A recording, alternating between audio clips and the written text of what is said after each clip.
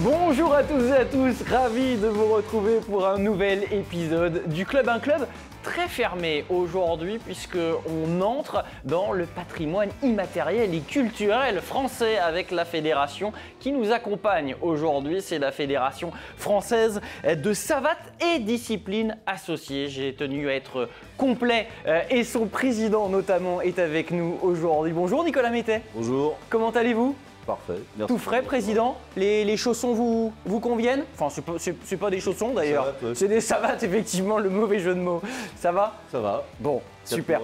On est ravis en tout cas de vous accueillir sur ce plateau pour parler de cette discipline. Et vous êtes bien accompagnés. Vous nous avez amené la crème de la crème de vos licenciés, de vos champions et championnes qui pratiquent cette discipline, notamment Maïmara Lawson-Boumana. Bonjour Maïmara. Bonjour. Championne du monde de savate. Merci d'être à nos côtés. C'est un plaisir. Plaisir partagé et également, évidemment, parmi les championnes, une championne d'Europe, vice-championne du monde aussi, qui nous fait l'amitié d'être avec nous, Samira Bounard. Salut Samira. Salut. Ça va bien? Très bien, merci. Merci de nous accompagner pendant cette prochaine demi-heure. On va parler de vos disciplines et aussi, évidemment, de la canne de combat. Quelqu'un qu'on avait déjà reçu il y a quelques années sur ce plateau. Xavier Lejeune est avec nous. Bonjour Xavier. Bonjour Maxime. Toujours un plaisir de parler de votre discipline qui est hyper télégénique, hyper spectaculaire et vous en serez l'ambassadeur, ok? Ah bah avec grand plaisir. Allez, eh bien, on prend ce défi ensemble et on se retrouve dans quelques secondes pour évoquer la savate et ses disciplines associées. Fait décodage.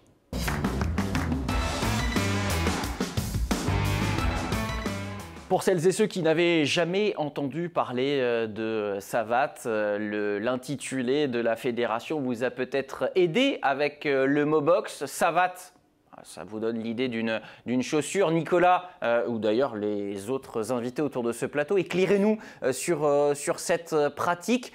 On parle d'une boxe pied-point, du coup j'imagine. La chaussure a l'air d'être une arme dans cette histoire, c'est ça? C'est ça, c'est notre arme. Très bien. Notre arme française. Donc la savate, c'est un sport qui est né en 1830, qui a été codifié par Charles Lecourt. D'accord. Qui est très parisien, même si on retrouvait aussi le chausson marseillais. Tu plaisantais tout à l'heure sur le chausson, mais en fait, il y a aussi le chausson marseillais qui fait partie de l'histoire et du patrimoine de la savate boxe française. Voilà. Et donc la savate, sa spécificité, c'est d'utiliser la chaussure comme une arme et de pouvoir du coup répéter les frappes, toucher avec la pointe. D'accord. Et se déplacer avec vélocité. En fait, ce qui caractérise la savate boxe française et ce qu'on retrouve aussi dans la canne de combat, c'est l'art du déplacement. Et cet art du déplacement, ma deuxième question ne va pas s'adresser au tout frais président, mais plutôt aux passionnés. Cet art du déplacement, ce savoir-faire français, c'est ça qui a attiré l'UNESCO, notamment pour ce patrimoine mondial immatériel dont je parlais en préambule, qu'a reçu la savate?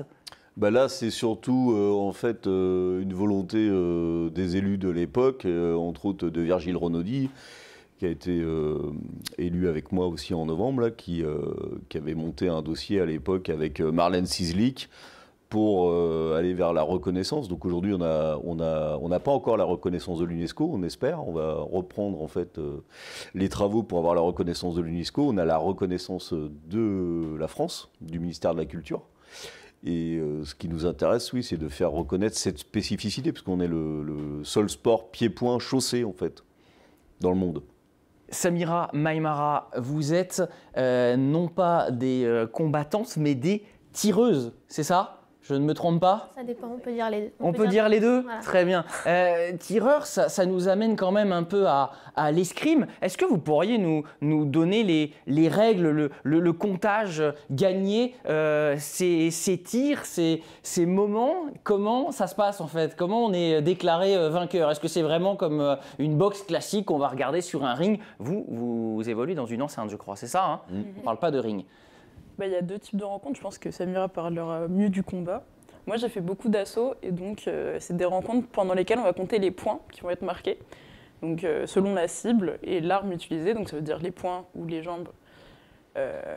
Du coup, la cible touchés, donc la figure, la ligne médiane, donc au niveau du corps ou les jambes, on va avoir plus ou moins de points. Et puis bien sûr, selon la virtuosité de la technique. Par exemple, un coup doublé, sauté, retourné va valoir beaucoup plus qu'un simple coup première intention. Donc, on a un jury qui va sanctionner cet art technico-tactique opéré. On a 3 ou 5 jurys selon les compétitions, selon le stade de la compétition. Et donc, c'est eux qui vont compter les points et vont donner l'avantage à chaque échange sur 1 ou 2 tireurs. Et ensuite, on va les départager à chaque fin de reprise. Puis ensuite, à la majorité ou à l'unanimité, durant un vecteur. Voilà. Et donc sur cette partie combat, pour le coup, est-ce qu'on est sur un face-à-face qu'on qualifiera de plus, non pas simple parce que ce serait simpliste, mais de plus connu, on va dire, Samira? En fait, la différence entre l'assaut et le combat, déjà c'est une spécificité de la boxe française, qui est ces deux phases-là, l'assaut et le combat. L'assaut, c'est à la touche et comme l'a souligné Maïmara, la virtuosité est prise en compte, donc la technique, montrer toute la technique qu'on connaît et qu'on peut mettre en place.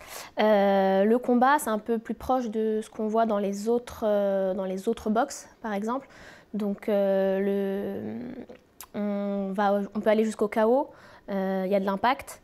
Donc voilà, on voit votre championnat d'Europe, je crois, là en image justement, championnat de France, pardon, qui nous permet justement de voir cette partie combat, effectivement, dans laquelle vous excellez, championne d'Europe en 2022, c'est ça, oui, c'est ça. Vice-championne du monde également dans votre discipline. Vous avez, mon cher Nicolas, dans votre fédération, l'encadrement de cette pratique de la savate boxe française, mais vous gérez également d'autres disciplines, notamment la savate défense, la savate forme. On est autour de disciplines qui ne font pas de face-à-face, on est plutôt dans le développement de la santé, du fitness. Oui, alors la savate forme, il existe de temps en temps une forme compétitive avec en fait une évaluation de chorégraphie sur un collectif.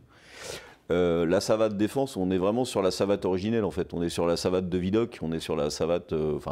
Les Brigades du Tigre. Oui, les Brigades du Tigre, sur ce qu'était la savate avec 2 T à l'époque, ouais. La savate de rue en fait. À la base, c'est un art de défense. Ça a été codifié après pour devenir un sport-spectacle, donc une discipline sportive, mais à la base, c'est un sport de défense pour que les bourgeois puissent se défendre contre les malandrins en fait dans la rue, voilà, les escogriffes, les apaches, donc avec la canne et puis tous les coups de... Et donc on retrouve ça dans la savate défense, même si après, Éric Quéquet et Robert Paturel, donc des flics de haut vol, des policiers de haut vol, ont modernisé et mis des techniques efficaces en fait. Ils ont cherché à prendre des techniques efficaces qu'on retrouve dans beaucoup d'autres self, avec aussi quelque chose qui est très important et qui est aussi notre spécificité française, c'est qu'on travaille aussi sur la légitime défense, en fait, sur le droit et la légitime défense. C'est-à-dire qu'en savate défense, on n'apprendra pas à enlever un pistolet et le retourner contre l'agresseur, comme on peut voir dans certaines pratiques ou dans certains films. Et voilà. Ça m'amène à une autre question, si elle est candide, veuillez m'en excuser, mais est-ce que c'est, quand on regarde le nombre de licenciés et les pourcentages, est-ce que c'est ce genre de discipline qui amène à cette féminisation? Je vois quasiment 40%, voire même peut-être plus, de femmes au sein de la fédération. Est-ce que ces disciplines d'autodéfense participent à ce succès-là? Alors, les disciplines associées, oui, la savate forme, c'est une discipline ultra féminine avec 90% de licenciées et de pratiquantes. Et après, en fait, on retrouve aussi une féminisation importante dans la pratique assaut. Et aussi dans le combat, c'est-à-dire que ce qui plaît aussi en savate boxe française, c'est l'approche tactico-tactique et le tactico-technique, pardon, puis en fait toute cette réflexion autour de la technique et de son opportunité pour pour trouver la touche. Donc ça, voilà, ça plaît énormément aux filles. C'est pour ça aussi que chez les adolescents, par exemple, on a beaucoup de cadettes parce que c'est une discipline très souple, très fluide, très esthétique, qui plaît beaucoup. Et puis la tenue aussi, hein, c'est-à-dire que le fait de pouvoir être chaussé et habillé, aujourd'hui, c'est quelque chose qui plaît aussi aux féminines. Très bien, en tout cas, 2 disciplines qui ont le vent en poupe. La 4e, et on va revenir au haut niveau avec vous, Xavier Lejeune. Les Apaches, ça m'a fait sourire parce que vous êtes président d'un club qui s'appelle les Apaches, il me semble. Mais Xavier, c'est aussi et surtout pour votre qualité de manieur de canne de combat que l'on vous reçoit. Tout simplement déjà, canne de combat. Qu'est-ce que c'est et comment vous opérez. On va avoir l'occasion de découvrir en images notamment votre discipline. On est entre une forme de chorégraphie, voire même de danse par moment, et quelque chose de très spectaculaire. Là encore, comme la savate, la canne indique que vous avez une canne de bois, du châtaignier, je crois, hein, de mémoire, que vous maniez. Comment ça se passe et comment ça s'organise surtout? Alors comment ça se passe? Le but du jeu, ça reste de toucher l'adversaire pour marquer des points. Il y a un peu moins l'aspect virtuosité qui est pris en compte dans la comptabilisation des points. Donc, il y a aussi des juges qui sont autour d'une aire de combat cette fois-ci. Hein, c'est plus une enceinte, c'est une aire de combat. Et il y a des juges qui sont autour, qui vont regarder quelles sont les touches qui sont valides ou pas, qui vont comptabiliser les points. Et les tireurs qui vont avoir le plus de points à la fin de la rencontre sera déclaré vainqueur. Très bien. Et ces images, on les voit justement. On est sur une discipline où l'évitement est le maître mot. Est-ce qu'il y a, parce que on a une arme qui peut aussi faire penser à une épée, est-ce qu'on a une forme de priorité, comme sur certaines armes de convention en escrime? Tant que vous n'avez pas paré ou que vous n'avez pas évité, vous ne pouvez pas attaquer? Comment ça se passe? Oui, c'est ça. Il y a c'est un des petits parallèles qu'on peut faire avec l'escrime, effectivement, c'est que, outre le fait qu'on est un sport armé, donc avec une arme, et c'est uniquement avec ça qu'on peut toucher l'adversaire, il y a une forme de règle de priorité pour essayer d'éviter que les 2 tireurs se touchent en même temps et puis en continu et que ça devienne illisible. Donc il a été décidé d'utiliser une règle qui n'est pas tout à fait une des 2 règles de convention du sabre ou du fleuret à l'escrime, mais qui est le premier qui va armer va avoir la priorité et en cas de touche simultanée, c'est lui qui va avoir le point, éventuellement le tireur adverse qui va pouvoir être sanctionné. Donc ça, c'est pour vraiment avoir une meilleure lisibilité de l'assaut. Ouais. Très intéressant, en effet, pour rendre un petit peu plus simple cette compréhension. J'intègre, Nicolas, à ma question à venir. On a une discipline, pour les avoir accueillis sur ce plateau, qui peut me faire penser un peu au sabre laser dans l'arme, dans sa longueur et dans la spectacularité de la discipline. Une discipline qui, en tout cas, fait le buzz au sein de la FFE, qui s'en est bien arrogé la paternité aujourd'hui. C'est peut-être passé sous mes écrans radars. J'ai pas le sentiment qu'on soit à ce niveau de buzz au niveau de votre fédération. Est-ce que c'est un levier à activer ou est-ce que nécessairement vous le recherchez pas spécialement quand vous pensez au projet à venir, Président? Si, ça a toujours été une réflexion sur comment moderniser pour plaire aux plus jeunes, même si on sait que la canne, quand on sort la canne dans les initiations, ça plaît beaucoup aux enfants et c'est une discipline qui fonctionne très bien à l'école. Pourquoi est-ce qu'elle ne fonctionne pas plus en club? Ça, c'est un vrai sujet. Parce que 2000 personnes, hein, c'est ça, je crois, à peu près, dans vos pourcentages. Ouais. Donc c'est à étudier, en tout cas, un processus à voir. Combien de clubs, Xavier, vous avez le nombre de clubs qui proposent cette initiation? Alors c'est une bonne question. Et, surtout qu'il il va y avoir 2 types de clubs. Il y a des clubs qui font uniquement de la canne et des clubs qui font à la fois de la savate et de la canne. Donc ils proposent les 2 activités. Et je crois qu'on est aux alentours de une centaine de clubs entre cet ordre de grandeur-là. 74, je crois. Voilà, ouais, donc entre les deux. Voilà, c'est pile entre les deux. Et on tâche de continuer à le développer, hein, parce qu'effectivement, c'est un axe majeur pour la reconnaissance de cette discipline, puis l'utilisation de cette discipline en termes de vecteur promotionnel. Je demanderai aussi à Maïmara et Samira leurs origines avec leurs disciplines respectives. Mais vous, concernant quand est-ce qu'elle est venue à vous, cette canne, à votre main, Xavier? Moi, pour le coup, c'était via l'escrime, parce que j'ai commencé l'escrime au niveau universitaire. Et en fait, il se trouve que j'avais un ami escrimeur qui, un jour, a sorti des cannes de son sac d'escrime. Alors lui, c'est Johan Lebars, pour ne pas le nommer. Il faisait de l'escrime olympique, de l'escrime artistique et de la canne de combat. Et puis un jour, il a sorti 2 cannes, il m'a montré ce qu'il pouvait faire. Et moi, je me suis dit, waouh, mais ça a l'air trop génial. Ça m'a tout de suite impressionné, vraiment le côté, vous parliez du sabre laser avec tout l'aspect esthétique, les manipulations, le côté très spectaculaire en fait de juste quelques mouvements de base. Ça m'a tapé dans l'œil et puis je suis allé en faire d'abord avec lui et puis donc j'ai commencé à la fac et puis après j'ai continué en fait et puis voilà, je n'ai pas arrêté depuis.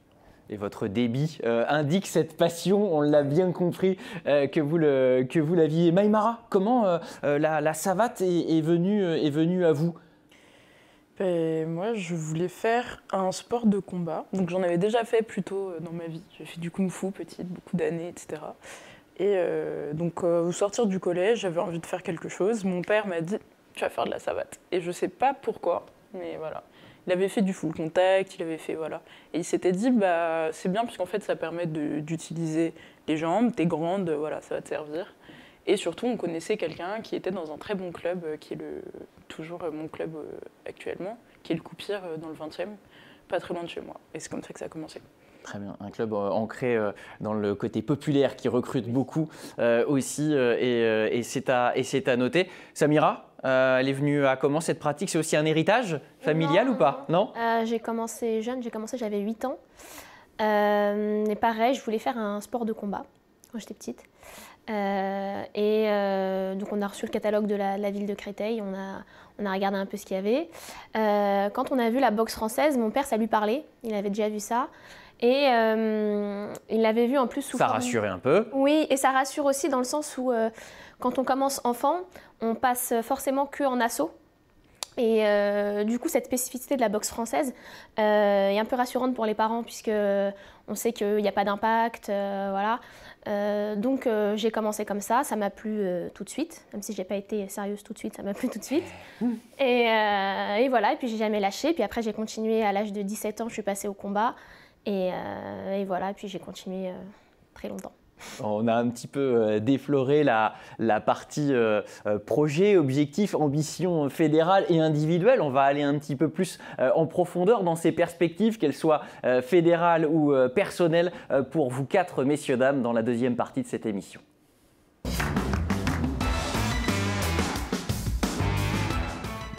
La Fédération française de savate, boxe française et disciplines associées est avec nous dans le club cette semaine, et notamment son président Nicolas Mété, fraîchement élu. On va parler un tout petit peu de politique, quand bien même c'est pas l'objectif, mais vous avez été élu en novembre dernier avec 70% des voix.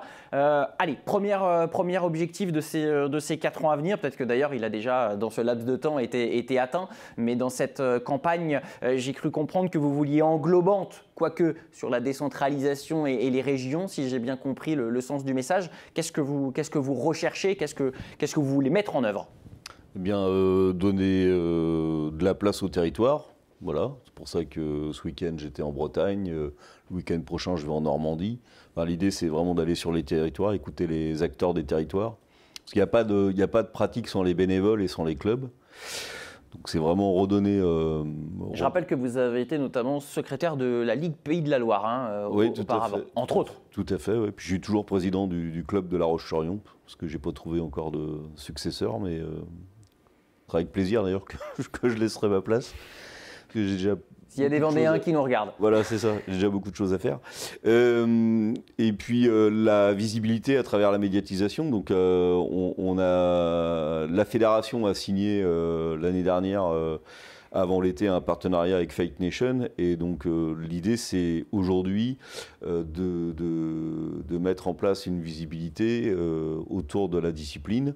Ce seront les futurs diffuseurs des championnats de France, hein, c'est ça, notamment? Alors le 5 avril, pour nos 50 ans, au final Elite A, il y aura donc 15 combats avec la présence de Fight Nation. Et puis on espère une salle comble et 4000 personnes. C'est vraiment le temps fort de la fédération, c'est la plus grosse organisation de l'année. Et ce sera le coup d'envoi en fait de nos 50 ans et aussi de cette médiatisation. L'idée, c'est d'avoir de la savate pro tous les mois en fait. Pourquoi la savate pro? Parce qu'aujourd'hui, c'est l'offre la plus médiatique qui permet à nos tireurs et à nos tireuses de rencontrer les champions des autres disciplines pied-point à partir du moment où ils acceptent de mettre nos savates et de venir. Et donc pour pouvoir leur permettre de tirer contre nous, on a simplifié les règles. Parce qu'on a des règles quand même très complexes, hein, avec ces histoires de distance et d'armée. Et donc là, on autorise en fait ce qu'on appelle le fouetté court, ou le fameux low kick, donc les frappes tibiales. Et on autorise aussi du coup les parades tibiales, et on autorise aussi les balancés, donc les trajectoires directes, ce qui est interdit dans notre pratique sportive. Et l'idée, c'est d'offrir un spectacle et de montrer que la savate boxe française, dans son format combat, est un sport percutant et impactant, et d'avoir donc la possibilité de le médiatiser. Ça, c'est vraiment important. Les territoires, la médiatisation, la recherche de partenaires, parce qu'aujourd'hui, il n'y a pas de partenaires avec la fédération, donc trouver des partenaires, pour trouver aussi d'autres sources de financement, parce qu'il y a une raréfaction des sources de financement. Hein. Bien sûr. Voilà, c'est les 3 grands objectifs de l'année. Aujourd'hui, la fédération pèse environ 60 000 licenciés, un petit peu moins, je crois. Un petit peu moins. 773 clubs. J'allais vous demander si on devait entrer en résistance d'autres disciplines qui sont très accueillantes, pourvoyeuses notamment de jeunes et d'accueil de jeunes. On pense au MMA qui a véritablement le vent en poupe, mais je comprends dans votre volonté d'ouverture avec l'événement en avril et d'autres que on joue plutôt avec le pragmatisme. C'est ça, hein, Nicolas, pour que la savate coexiste et ne reste pas dans son carcan. Ouais, puis le MMA, c'est pas un concurrent. Hein. Le MMA, c'est la forme ultime du combat. On a des combattants de savate qui vont vers le MMA, mais c'est... En fait, le MMA, ça marche d'un point de vue média, mais en termes de pratique, c'est quand même un sport très très compliqué. C'est pas un sport accessible à tous, contrairement à notre discipline, qui est vraiment un sport accessible à tous dans sa pratique loisir. Comme disaient les filles, l'assaut permet chez les enfants d'avoir une pratique sécure. On a très très peu d'accidents et de traumatismes en fait dans la pratique de la savate. Donc le MMA, c'est une forme de combat ultime qui est réservée à une élite en fait. J'étais plus dans la capacité à accueillir un public et à monétiser quelque chose qui soit de l'ordre de la publicité, en tout cas du suivi. Voilà, c'est évidemment plus dans ce sens-là. Pour offrir du pied-point, parce que c'est vraiment très visuel. Vous savez, le MMA... en compétition, faut être un expert pour comprendre ce qui se passe au sol. C'est un sport impressionnant, mais moi je trouve beaucoup moins visuel que des combats pied-point en fait, ou même des combats de boxe. Vous, Samira, dans cette un peu fierté d'irriguer des disciplines plus récentes, c'est le kickboxing qui vous anime aussi par moment. Oui, je crois que vous complétez votre pratique. On est pas mal de combattants en tout cas à boxer dans plusieurs disciplines. Qui se complémentent d'ailleurs très bien. Et comment d'ailleurs? Qu'est-ce qui fait que avec l'éducation, la formation savate, on a comme une colonne vertébrale là qui permet d'aller chercher à 360 d'autres disciplines? En fait, la savate boxe française, c'est une base, c'est très formateur en fait. On peut très bien commencer par la boxe française et performer dans d'autres disciplines comme le kickboxing, la boxe anglaise, etc., le K1. L'inverse, c'est un peu plus compliqué parce que, comme le disait tout à l'heure notre président, c'est que la boxe française, c'est un sport qui est très codifié. Donc on doit armer les coups, on doit pivoter sur certains coups, enfin, il y a une notion de distance à avoir, ce qui n'est pas le cas dans d'autres disciplines. Et qui fait que quand vous enlevez ces petites barrières, ça devient très simple finalement, c'est ça ? C'est ça, c'est qu'en fait on a juste quelques barrières en moins, alors que de faire l'inverse, d'avoir des barrières en plus, le chemin est plus compliqué. Et après, pour rebondir sur ce que vous disiez tout à l'heure, je pense que c'est pas une bonne idée dans tous les cas de chercher à être en... Cloisonné ? Oui, de cloisonner, parce que ça a été le cas avec d'autres présidences auparavant, et ça n'a pas fonctionné. Les boxeurs ne sont en général pas d'accord avec ça. On aime bien boxer en boxe anglaise, en kickboxing, etc. Parce que c'est formateur, et même si à la base, notre base c'est la boxe française, et c'est ce qu'on préfère, parce que c'est vraiment, boxer avec la chaussure, etc., c'est vraiment très, très particulier. Mais c'est ce qu'on préfère, mais on aime bien aussi justement aller voir ailleurs et pouvoir faire d'autres combats, parce que ce qui manque aussi à certains boxeurs dans toutes les disciplines, c'est de faire des compétitions, de pratiquer en compétition. Et quand on a la possibilité de le faire ailleurs, on le fait, et c'est enrichissant, c'est toujours enrichissant. La savate pro, c'est bien pour ça, parce que du coup, on va affronter des champions en fait, de boxe française, vont affronter des champions de kickboxing, d'autres boxes, etc. Et d'ailleurs, on est souvent... on s'en sort plutôt bien en général. Oui, vous avez été championne du monde. On a vu tout à l'heure Julien Perronnet, notre chef d'édition, a montré quelques images d'Alexis Nicolas, qui fut champion du monde, lui aussi, premier champion du monde de kickboxing. Parenthèse refermée, mais... C'est bien de le souligner d'ailleurs. Il y a eu Richard Silla quand même. Ouais. On oublie quand même. Vainqueur du One, pardon, alors je vais dire ça. Voilà, je vais dire ça, en effet. Justement, c'est pas la première fois. Quoi. C'est pas la première fois. Il y a eu des grandes stars dans les années 80, les années 90. Bon, la plus grande star, ça a été Richard Silla. Je lui rends honneur parce qu'il est souvent oublié, et c'est vraiment dommage. On n'entretient pas en fait la flamme de nos aînés et de nos champions, parce que la savate boxe française, elle a eu de la notoriété, hein. Elle a été même sur, je vais citer un concurrent, mais elle a été sur les grandes chaînes, sur TF1, enfin, dans les années 80, il y avait sur Canal+, enfin, la savate boxe française, elle a existé dans les médias, sauf qu'à vouloir faire de l'entre-soi, à interdire, rester sur une pratique très, on va dire, élitiste, ou en tout cas de considérer les autres comme moins bien ou différents, ben, on s'est enfermé et on s'est saboté nous-mêmes. Alors, justement, on parle d'entre-soi. Maïmara, on l'a bien compris, la savate est un savoir-faire français. Est-ce qu'il y a aujourd'hui une scène internationale dense ou sortie de l'Hexagone? Bon, on est plus ou moins champion du monde déjà. Question qui a le mérite d'être un peu cash, mais voilà, est-ce qu'il y a une vraie concurrence internationale? C'est important de le dire, puisque aujourd'hui il manque encore des licenciés internationales. Il y en a eu plus dans le passé, il y a eu une plus sévère concurrence. Mais aujourd'hui, par exemple, la dernière fois que j'ai présenté les mondiaux en assaut, on a fait carton plein, toute l'équipe de France a été médaillée d'or. Donc c'est pas seulement sur le podium, mais toute l'équipe a été médaillée d'or. Alors bien sûr, même ce cas-là est exceptionnel, on a vraiment eu une très bonne équipe cette année-là. Mais oui, on aimerait bien avoir plus de tireurs à l'international. Et je pense que ça peut se développer justement en décloisonnant un petit peu.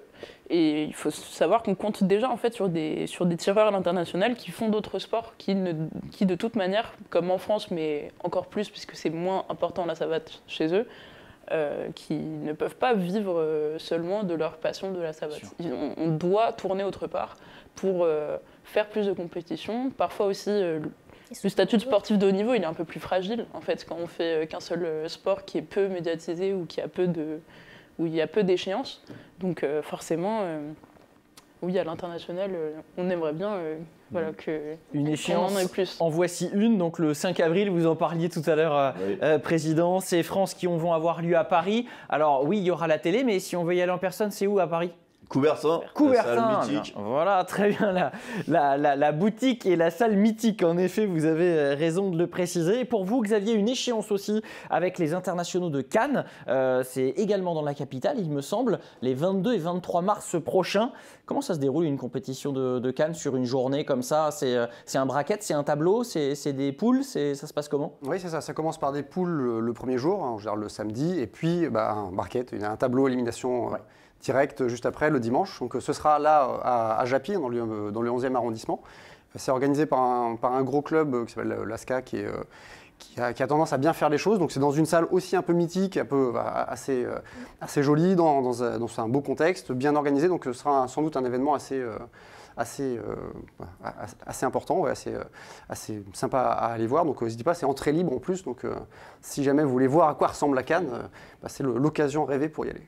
Bon, eh bien, en tout cas, le club n'est pas le génie de la lampe, mais je vous souhaite en tout cas un joli vœu à toutes et à tous pour cette année qui se lance très bien pour la savate boxe et évidemment ses disciplines associées. Merci de nous avoir accompagnés pendant cette demi-heure, un petit peu plus pour parler de vos disciplines.